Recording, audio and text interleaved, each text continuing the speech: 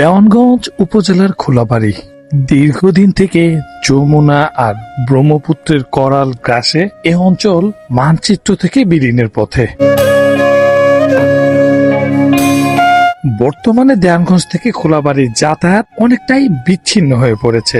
যতটুকু বাকি আছে ততটুকু অস্থায়ী ভিত্তিতে বালুর ডাম্পিং করে রাখা হয়েছে।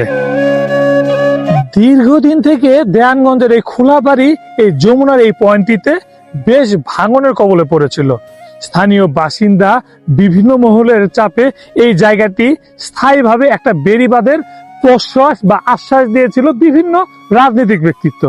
তারই ধারাবাহিকতায় দেওয়ানগঞ্জের বর্তমান প্রতিমন্ত্রী এম রশিদুজ্জামান মিল্লাত অস্থায়ী ভিত্তিতে একটি পদক্ষেপ নেয়।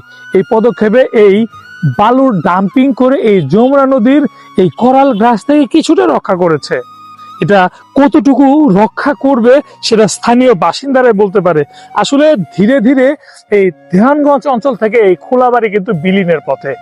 একসময় এই অঞ্চলে ছিল ব্যাপক প্রচলন এবং ব্যাপক জাঁকজমক। বর্তমানে ধীরে ধীরে এই খোলাবাড়ি, হরিচণ্ডী থেকে শুরু করে এই অঞ্চলের মানুষ বেশ দুর্ভোগ পোহাচ্ছে এই কারণে। কারণ এইখান থেকে বর্তমান সময়ে আপনি যদি খোলাবাড়ি যেতে চান, এই জায়গা থেকে আপনাকে যেতে হবে নৌকা যুগে।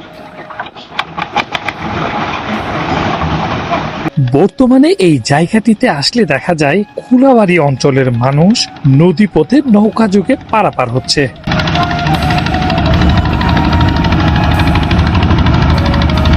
একসময় এখান থেকে পাকা রাস্তা যুগে তারা নিজ নিজ বাড়িতে যেতে পারত।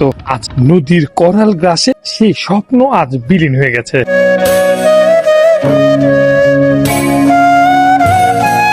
বর্তমানে এই উপজেলার বেশ কিছু প্রভাবশালী এবং রাজনৈতিক ব্যক্তিত্ব আছেন। তাদের কাছে এই উপজেলার বাসিন্দাদের একটি চাওয়া, এই খোলাবাড়ির যতটুকু অংশ এখন পর্যন্ত অবশিষ্ট রয়েছে সেটার স্থায়ী কোনো ব্যবস্থা করার জন্য।